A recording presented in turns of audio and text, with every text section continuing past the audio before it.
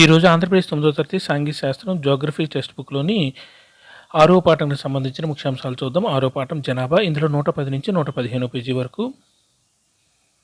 June 2014న భారతదేశ ఎన్నవ రాష్ట్రంగా తెలంగాణ ఏర్పడింది? 29వ రాష్ట్రంగా. జూన్ 2014న భారతదేశ ఎన్నవ రాష్ట్రంగా తెలంగాణ ఏర్పడింది అంటే 29వ రాష్ట్రంగా. ఎన్నో తేదీన జమ్మూ కాశ్మీర్ మరియు లద్దాఖ్ అనే 2 కేంద్రపాలిత ప్రాంతాలకు విభజించారు. 5/8/2019న. ఎన్నో తేదీన జమ్మూ కాశ్మీర్ మరియు లద్దాఖ్ అనే 2 కేంద్రపాలిత ప్రాంతాలుగా విభజించారు. 5/8/2019న. ఒక చదరపు కిలోమీటర్కు 250 మంది కంటే తక్కువ జనసాంద్రత కలిగిన రాష్ట్రాలను గమనించండి. ఇప్పుడు మనం చెప్పుకున్నాం కదా, అదే పేజీలో ఒక పటం ఉంటుంది 2011 ప్రకారం. అందులో 250 మరియు అంతకంటే తక్కువ జనసాంద్రత కలిగి ఉన్న ప్రాంతాలు, తర్వాత 251 నుంచి 500, నెక్స్ట్ 501 నుంచి 750, 751 నుంచి 1000, 1001 నుంచి మరి అంతకంటే ఎక్కువ జనసాంద్రత కలిగిన ప్రాంతాలను వివిధ రంగుల్లో ఇచ్చారు. ఒకసారి అబ్జర్వ్ చేయండి. 250 మరి అంతకంటే తక్కువ ఉన్న రాష్ట్రాలను అబ్జర్వ్ చేయమంటున్నారు కదా, అవి చూడండి. లేకపోతే ఈ ప్రాంతాల్లో తక్కువ జనాభా ఉండడానికి ప్రధాన కారణమవుతాయి. ఏవి ప్రధాన కారణమవుతాయంటే గొరుకైన భూస్వరూపం, ప్రతికూల వాతావరణ పరిస్థితులు.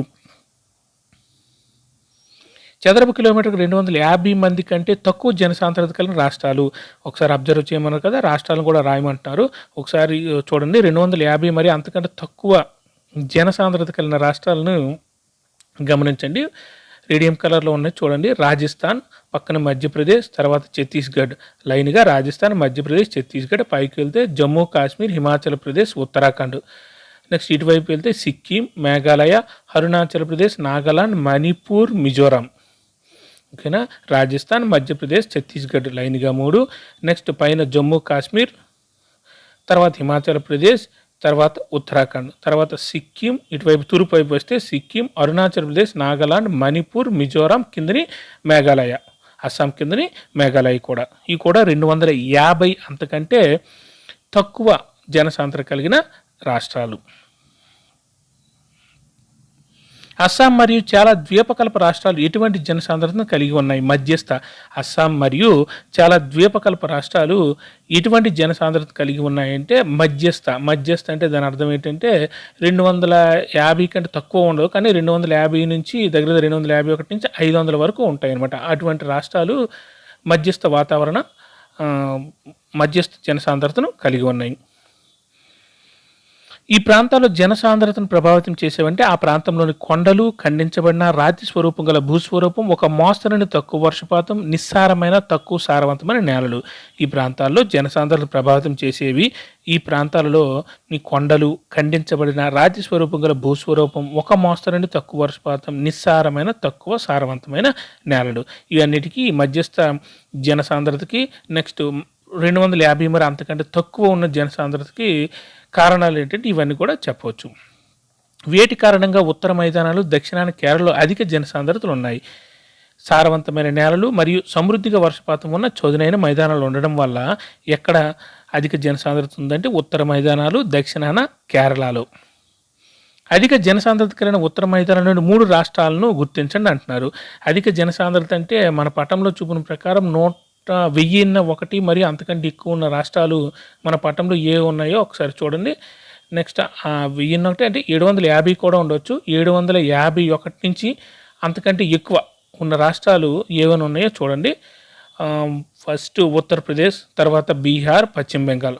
ఉత్తరప్రదేశ్, బీహార్, పశ్చిమ బెంగాల్. ఉత్తరప్రదేశ్లో ఎంతకంటే 750, 1000 మధ్యలో ఉన్నారు. తర్వాత బీహార్, పశ్చిమ బెంగాల్లో చూస్తే 1001 కంటే ఇంకా ఎక్కువ ఉన్నారు ఒక చదరపు కిలోమీటర్కి. కాబట్టి ఈ 3 రాష్ట్రాలు మనం చెప్పుకోవచ్చు. అధిక జనసాంద్రత కలిగిన ఉత్తర మైదానాలు 3 రాష్ట్రాలు ఇవి ఉత్తరప్రదేశ్, బీహార్, పశ్చిమ బెంగాల్. ఇవన్నీ కంటతా పెట్టిన అవసరం లేదు. ఒకసారి మ్యాప్ చూడండి. ఆ మ్యాప్ చూసిన తర్వాత ఇవన్నీ క్లియర్గా గుర్తుంటాయి. జనాభా పెరుగుదల మరియు జనాభా మార్పు ప్రక్రియలు. ఏది నిరంతరం మారుతూ ఉండే ఒక ప్రక్రియ? నిరంతరం మారుతూ ఉండే ప్రక్రియ ఏంటంటే జనాభా. ఏ సంఖ్య విస్తరణ మరియు కూర్పు నిరంతరం మారుతూ ఉంటాయి. జనాభా ప్రక్రియ ఏ ప్రక్రియ అనేది లేకపోతే ఏ సంఖ్య లేకపోతే ఏ విస్తరణ అనేది దాని యొక్క కూర్పు అనేది నిరంతరంగా మారుతూ ఉంటుందంటే జనాభా యొక్క కూర్పు కానీ సంఖ్య కానీ నిరంతరం మారుతూ ఉంటుంది. ఎందుకంటే ఒక సెకండ్కి లేకపోతే ఒక నిమిషానికి జనాలు పుడుతూ ఉంటారు, చనిపోతూ ఉంటారు, కాబట్టి ఈ ప్రక్రియ మారుతూ ఉంటుంది. జనాభా ఎన్ని ప్రక్రియల పరస్పర చర్యల ప్రభావం అవి ఏవి? జనాభా ఎన్ని ప్రక్రియలు ఏ ప్రక్రియల పరస్పర చర్యల ప్రభావం మరియు అవి ఏవి అని అడుగుతున్నారు. అవి 3. 1 జననాలు, మరణాలు మరియు వలసలు. జనాభా యొక్క పెరగడం తగ్గడం అనేది వేటి వల్ల ఎఫెక్ట్ అవుతుందంటే జననాల వలన, మరణాల వలన మరియు వలసల వలన. జనాభా పెరుగుదల ఒక నిర్దిష్ట కాలంలో, ఉదాహరణకు గత 10 సంవత్సరాల కాలంలో ఒక దేశం లేదా భూభాగంలో నివసిస్తున్న జనాభాలో వచ్చిన మార్పును తెలియజేసేది జనాభా పెరుగుదల. జనాభా పెరుగుదల అంటే ఒక నిర్దిష్ట కాలం అంటే 10 సంవత్సరాలు తీసుకుందాం. ఆ 10 సంవత్సరాలు ఒక దేశం లేదా ఒక భూభాగం, ఒక నిర్దిష్టమైన భూభాగంలో నివసిస్తున్న జనాభాలో వచ్చిన మార్పును సూచించేది ఏంటంటే జనాభా పెరుగుదల. మార్పు అంటే ముందున్న దానికి తర్వాత ఉన్నది ఎక్కువడం లేదా తక్కువడం, అదే మార్పు చెందడం అంటారు కదా, దాన్ని తెలియజేసేది ఏంటంటే జనాభా పెరుగుదల. అటువంటి మార్పును ఎన్ని విధాలుగా వ్యక్తీకరించవచ్చు అంటే ఈ జనాభా పెరుగుదలలో మార్పును ఎన్ని విధాలుగా వ్యక్తీకరిస్తారంటే 2 విధాలుగా. అవి ఏమని అడుగుతున్నారు. నిర్దిష్ట సంఖ్యల రూపంలోను మరియు ఒక సంవత్సరంలో వచ్చే మార్పు శాతం రూపంలోనూ ఈ జనాభా పెరుగుదలను వ్యక్తీకరిస్తారు. ఈ జనాభా పెరుగుదలను ఎన్ని విధాలుగా వ్యక్తీకరిస్తారంటే 2 విధాలుగా వ్యక్తీకరిస్తారు. అవి 1 నిర్దిష్ట సంఖ్యల రూపంలోను, ఓకేనా, నిర్దిష్ట సంఖ్యలో కరెక్ట్గా నెంబర్ ఉంటుంది. మరియు ఒక సంవత్సరంలో వచ్చే మార్పు శాతం, ఈ సంవత్సరానికి వచ్చే సంవత్సరానికి ఆ జనాభా పెరుగుదలలో మార్పు శాతం, మార్పు నెంబర్ పైనుండి నెంబరు, ఇది శాతంలో చెప్తారు. 2 విధాలుగా కూడా చెప్తారు. ప్రతి సంవత్సరం లేదా దశాబ్దంలో పెరిగిన మొత్తం జనసంఖ్యను ఏమంటారంటే స్థూల పెరుగుదల, యాబ్సల్యూట్ ఇంక్రీజ్ అంటారు సింపుల్గా. ప్రతి సంవత్సరం లేదా దశాబ్దంలో, ప్రతి సంవత్సరం లేదా దశాబ్దంలో అంటే 10 సంవత్సరాలు పెరిగిన మొత్తం జనసంఖ్యను ఏమంటారంటే స్థూల పెరుగుదల, స్థూల యాబ్సల్యూట్ ఇంక్రీజ్ అంటారు. స్థూల పెరుగుదలను ఎలా లెక్కిస్తారంటే మునుపటి జనాభాను, ఉదాహరణ 2001 నాటి తరువాతి జనాభా 2011 నుండి తీసివేయడం ద్వారా లెక్కిస్తారు. ఈ స్థూల పెరుగుదలను అంటే యాబ్సల్యూట్ ఇంక్రీజ్, కరెక్ట్గా ఎంత ఇంక్రీజ్ అనేది లేకపోతే జనాభా అనేది ఎంత పెరుగుతుంది అనేది ఎలా లెక్కిస్తారంటే ముందు సంవత్సరంలో అంటే ముందు 10 సంవత్సరాలు 2001లో జనాభా తీసుకుందాం. 2011లో జనాభా తీసుకుంటే 2011 జనాభాను 2001లో ఉన్న జనాభా తీసివేస్తే ఎంత అయితే వాల్యూ వస్తుందో అది కరెక్ట్గా యాబ్సల్యూట్ ఇంక్రీజ్ అంటే స్థూల పెరుగుదల అనేది సూచిస్తుంది.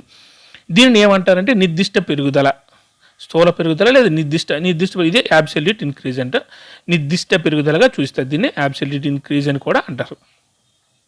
జనాభా పెరుగుదల రేటు దశ మరొక ముఖ్యమైన అంశం. ఇది దేనిలో అధ్యయనం చేస్తారంటే వార్షిక శాతంలో. ముందుది యాబ్సల్యూట్ అంటే మనము సంఖ్యల్లో చెప్పాం కదా, ఇది వార్షిక శాతంలో కూడా జనాభా యొక్క పెరుగుదల రేటును అధ్యయనం చేస్తారు. ఉదాహరణకి ఒక సంవత్సరానికి 2% పెరుగుదల రేటు అంటే ఒక నిర్దిష్ట సంవత్సరంలో మొత్తం జనాభాలో ప్రతి 100 మంది వ్యక్తులకు 2 వ్యక్తులు పెరిగారని అర్థం. దీనిని వార్షిక వృద్ధి రేటుగా పేర్కొంటారు. ఇక్కడ వార్షిక రేటు అంటే జనాభా అనేది 2001లో ఇంత జనాభా ఉంది, కనీసం 100 మంది ఉన్నారు. 2011లో 200 మంది ఉన్నారు. కరెక్ట్గా యాబ్సల్యూట్ ఇంక్రీజ్ ఎంత అంటే 200లో 100 తీస్తే 100 మంది వస్తారు కదా, అది కరెక్ట్ సంఖ్య. అది ఒక రకంగా చెప్తారు. ఇంకో రకంగా అంటే ఒక సంవత్సరంలో ఈ సంవత్సరం ఉన్న జనాభా కంటే 10 సంవత్సరాలు పోయిన తర్వాత జనాభా 2% పెరిగింది. 2% పెరిగిందంటే శాతాన్ని మనం ఎందులో చెప్తామంటే 100 ప్రకారం చెప్తాం. కాబట్టి 10 సంవత్సరాలు పోయిన తర్వాత 2% పెరిగిందంటే 100కి 2 పెరిగారని అర్థం. అంటే 102 మంది అయ్యారు.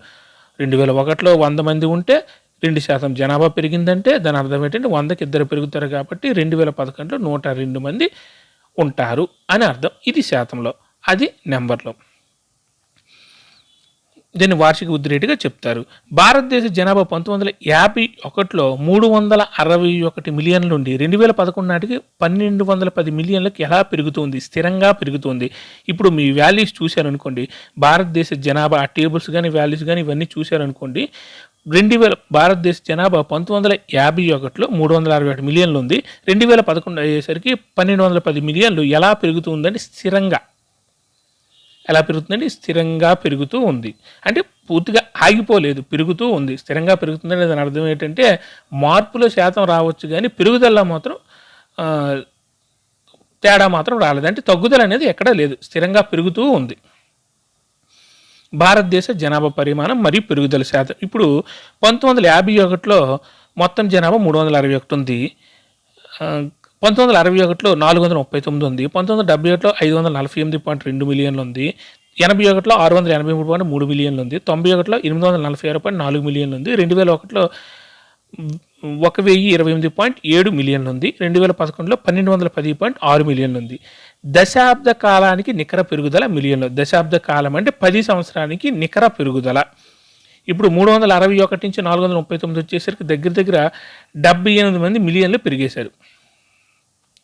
ఇక్కడ కరెక్ట్గా వాల్యూస్ సంవత్సరానికి డిఫరెన్స్ వస్తాయి కాబట్టి 10 సంవత్సరాలకు వచ్చేసరికి ఈ వాల్యూస్ని మైనస్ చేస్తే అబ్సల్యూట్ వాల్యూలు రావు.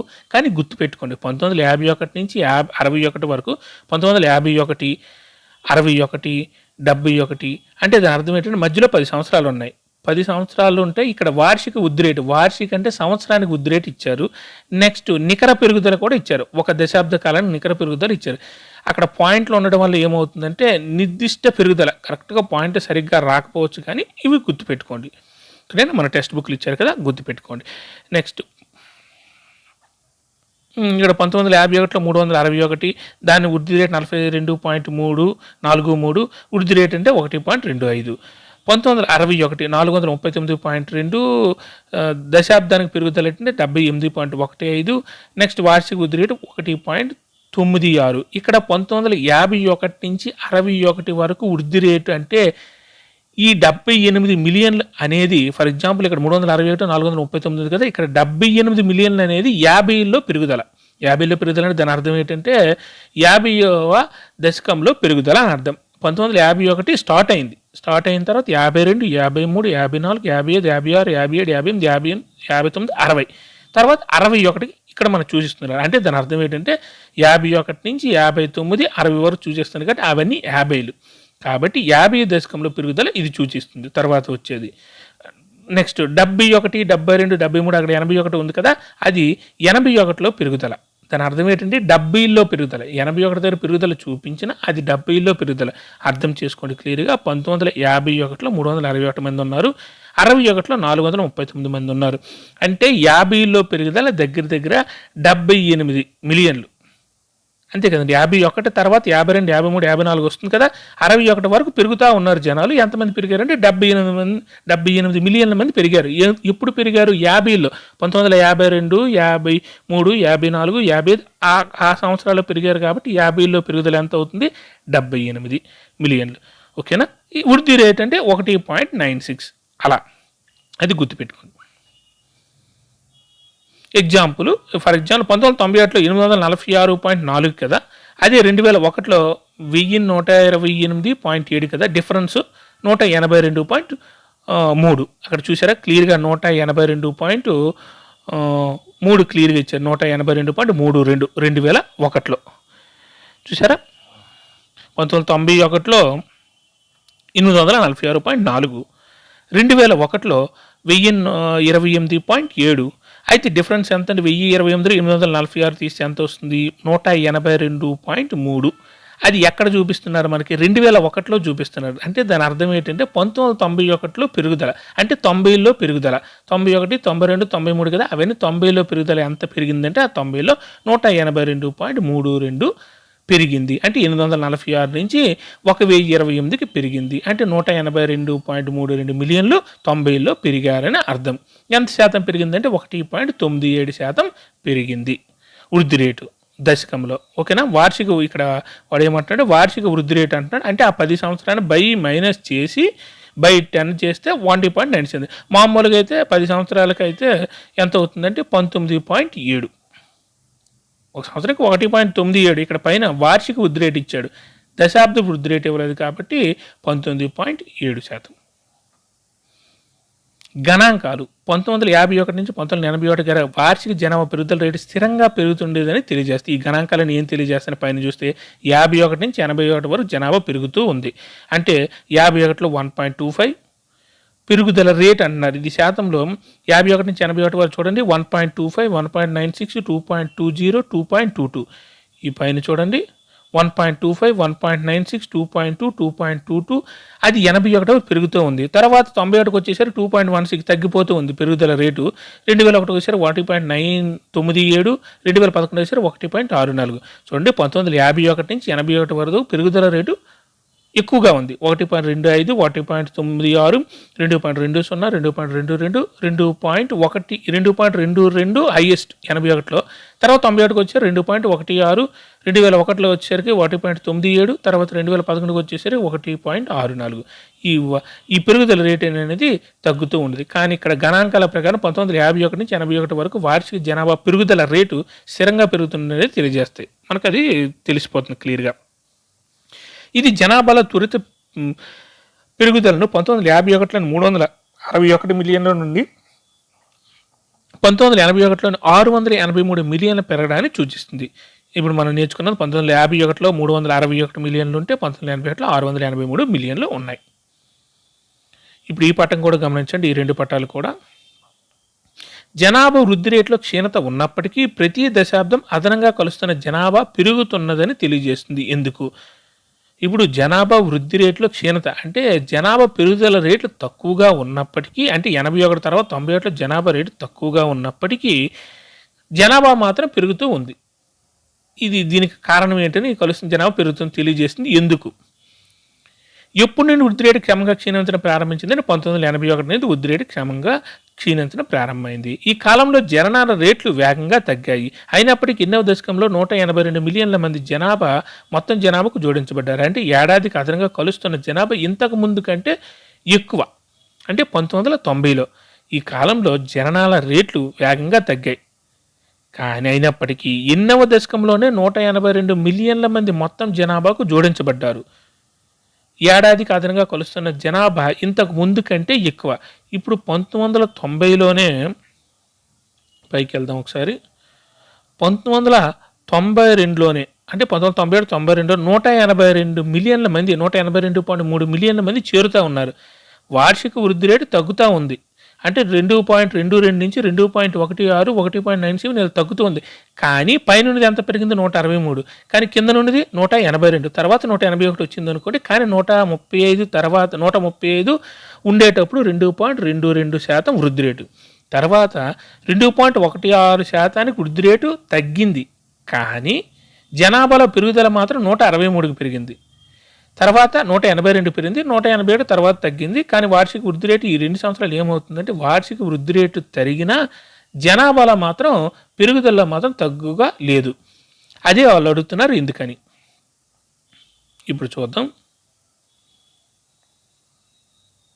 భారతదేశం చాలా ఎక్కువ జనాభాను కలిగి ఉందని గ్రహించడం చాలా అవసరం. చాలా తక్కువ జనాభాకు తక్కువ వార్షిక రేటును వర్తింపజేసినప్పుడు ఇది దేని చూపిస్తుంది అంటే ఎక్కువ నిర్దిష్ట పెరుగుదలను. ఫర్ ఎగ్జాంపుల్ 100 మందికి ఒకరు పెరిగారు అనుకోండి, దాని అర్థం ఏంటి? 101 మంది అవుతారు. అదే 10 సంవత్సరాలు పోయిన తర్వాత 1000 మంది అయ్యారు అనుకోండి, 1000 మందికి ఒకరు పెరిగారు అనుకుంటే 1% పెరిగారు అనుకోండి, ఎంతమంది పెరుగుతారు? 10 మంది పెరుగుతారు. 100కి 1% పెరిగితే 100 ప్రకారం 101 మంది అవుతారు. కానీ 10 సంవత్సరాలు పోయిన తర్వాత 91లో ఏం జరిగిందంటే ఆ 100 మంది అనేవాళ్ళు 1000 మంది అయ్యారు. ఈ 1000 మందిలో 1% అంటే 10 మంది వస్తారు. అంటే 1000, 10 అక్కడ పెరిగింది ఒక్కరే. కానీ ఈ 1000 జనాభా ఉండడం వల్ల ఎంతమంది పెరిగారు? 10 మంది పెరిగారు. కాబట్టి వార్షిక వృద్ధి రేటు పెరిగినా, వార్షిక వృద్ధి రేటు తగ్గినా ఏమవుతుందంటే, ఇప్పుడు 1% అనుకున్నాం కదా, 1% వద్దు. ఫర్ ఎగ్జాంపుల్ 100 మంది ఉన్నప్పుడు పర్సంటేజ్ ఎంత ఉంది? 2% పెరిగింది అనుకోండి, లేకపోతే ఒక 10% పెరిగింది అనుకోండి, అంటే 110 మంది అవుతారు. అంతే కదండి. అదే 1000 మంది ఉన్నప్పుడు 5% పెరిగింది అనుకోండి, లేకపోతే 9% పెరిగింది అనుకోండి, అప్పుడు ఎంతమంది అవుతారు? 90 మంది అవుతారు. అంతే కదా. 100 మందికి 5 పెరిగితే 5% పెరుగుదల రేటు 5 ఉందనుకోండి, లేకపోతే 10 మంది ఉన్నారు, 10% ఉందనుకోండి, 100కి 10% అయితే 110 మంది అవుతారు. అదే 1000 మందికి వార్షిక వృద్ధి రేటు తగ్గించండి. అక్కడ 10% పెంచారు కదా, ఇప్పుడు 5% పెంచండి. ఎంతమంది అవుతారు? 50 మంది అవుతారు. అక్కడ 10% ఉన్నప్పుడు 10 మందే ఉన్నారు. ఇక్కడ 1000 మంది అయ్యేటప్పుడు 5% అయినా 1000కి 5% అంటే అంతే 50 మంది. దాని అర్థం ఏంటంటే వార్షిక పెరుగుదల రేటు తగ్గినా ఇక్కడ జనాభా ఎక్కువగా ఉండడం వల్ల దాని పర్సంటేజ్ ప్రకారంగా తీసుకుంటే జనాభా పెరుగుదలలో మాత్రం తగ్గేదే లేదా అన్నట్టు తగ్గట్లేదు అని క్లియర్గా చెప్తున్నారు. ఒక బిలియన్ కంటే ఎక్కువ మంది ప్రజలు తక్కువ రేటుతో పెరిగినప్పుడు జోడించబడుతున్న మొత్తం సంఖ్య ఎలా మారుతుంది? చాలా పెద్దదిగా మారుతుంది. మనం ఇప్పుడు చెప్పుకున్నాం కదా, 100కి 10% అంటే 110 మంది అవుతారు, 1000కి 5% అంటే 50 మంది అవుతారు. ఇక్కడ జనాభా 1000 మంది ఉండడం వల్ల 5% చేస్తే 50 మంది పెరిగారు. అదే 100కి 10% పెట్టినా పెరుగుదల రేటు ఇక్కడున్న 5% కంటే డబల్ పైన పెట్టినా ఏమవుతుందంటే 100కి కాబట్టి అది 10 మంది పెరుగుతారు, ఇక్కడ 50 మంది పెరుగుతారు. కాబట్టి జనాభా పెరుగుతుంది, వార్షిక వృద్ధి రేటు పర్సంటేజ్ డౌన్ అయినా సరే జనాభా మాత్రం ఎక్కువగా పెరుగుతూ ఉన్నారు. అది చాలా పెద్దదిగా పెరుగుతుంది. భారతదేశ జనాభాలో ఏ పెరుగుదల వనరులు మరియు పర్యావరణాన్ని పరిరక్షించే ప్రయత్నాలను తటస్థీకరించగలిగిన ఎక్కువగా ఉంది అంటే వార్షిక పెరుగుదల. భారతదేశ జనాభాలో ఏ పెరుగుదల వనరులు మరియు పర్యావరణాన్ని పరిరక్షించే ప్రయత్నాలను తటస్థీకరించగలిగినంత ఎక్కువగా ఉందంటే వార్షిక పెరుగుదల. ఓకేనా. ఏ ధోరణి నిజానికి జనన నియంత్రణ ప్రయత్నాలకు సానుకూల సూచిక అంటే క్షీణిస్తున్న వృద్ధి రేటు. ఏ ధోరణి అంటే క్షీణిస్తున్న వృద్ధి రేటు అంటే ఈ ధోరణి అనేది నిజానికి జనన నియంత్రణ ప్రయత్నాలకు సానుకూల సూచిక. అయినప్పటికీ మూల జనాభా కలిసే మొత్తం పెరుగుతూనే ఉంది. మనం ఇప్పుడు చెప్పుకున్నాం కదా, 1000 మందికి 50 మంది పెరుగుతున్నారు, 5% చేసుకున్నా. ఎప్పటికీ భారతదేశం చైనాను అధిగమించి ప్రపంచంలో అత్యధిక జనాభా కలిగిన దేశంగా అవతరిస్తుందంటే 2045 నాటికి. అయినప్పటికీ మూల జనాభా కలిసే మొత్తం పెరుగుతూనే ఉంది. పర్సంటేజ్ పెరుగుదల రేటు తగ్గినా సరే ఎప్పటికీ భారతదేశం చైనాను అధిగమించి ప్రపంచంలో అత్యధిక జనాభా కలిగిన దేశంగా అవతరిస్తుందంటే 2045 నాటికి. ఇప్పుడు జనాభా మార్పు మరియు పెరుగుదల ప్రక్రియలు. జనాభా మార్పుకి ఎన్ని ప్రధాన ప్రక్రియలు ఉన్నాయి? అవి ఏవంటే 3 ఉన్నాయి. ఆల్రెడీ చెప్పుకున్నాం కదా, జనన రేట్లు, మరణ రేట్లు మరియు వలసలు. జనన రేటు మరియు మరణ రేటు మధ్యస్థ వ్యత్యాసమే జనాభా సహజ పెరుగుదల. జనన రేటుకి మరణ రేటుకి మధ్య వ్యత్యాసం ఏంటంటే జనాభా సహజ పెరుగుదల. జనాభాలో ఉండే సహజంగా ఉండే పెరుగుదల. ఒక సంవత్సరంలో ప్రతి 1000 మంది వ్యక్తులకు కలిగిన సజీవ జననాల సంఖ్య జనన రేటు. ఒక సంవత్సరంలో ప్రతి 1000 మంది వ్యక్తులకు కలిగిన సజీవ జననాల సంఖ్య ఏంటంటే జననాల రేటు. జనన రేటు మామూలుగా అయితే రేటు, పర్సంటేజ్ ఇవన్నీ మనం 100కు సూచిస్తాం. కానీ ఇక్కడ ఏం చేస్తారంటే జనాభాలో ఒక సంవత్సరంలో 1000 మందికి చూస్తారు. ప్రతి 1000 మంది వ్యక్తులకు కలిగిన సజీవ జననాల సంఖ్య అంటే జనన రేటు. జనన రేటు అనేది 1000 మంది వ్యక్తులకు ఎంతమంది పుట్టారో అది జనన రేటును తెలియజేస్తుంది. ఇది వృద్ధిలో ప్రధాన భాగం. ఎందుకంటే భారతదేశంలో జననాల రేట్లు ఎల్లప్పుడూ మరణ రేట్ల కంటే ఎలా ఉన్నాయంటే ఎక్కువగా ఉంటాయి. జనాభా వృద్ధిలో ఇది ఒక ప్రధాన భాగం. ఎందుకంటే మన భారతదేశంలో హెల్త్ కాన్షియస్ లేకపోతే హాస్పిటల్స్ ఎక్కువ అవడం వల్ల మరణాల రేటు తగ్గుతుంది, జనాభా రేటు పెరుగుతూ ఉంది.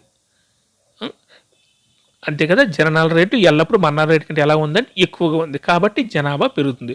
పుట్టేవాళ్ళు ఎక్కువ, చనిపోయేవారు తక్కువ అయినప్పుడు ఏమవుతుంది? జనాభా పెరుగుతూ ఉంటుంది. Thank you.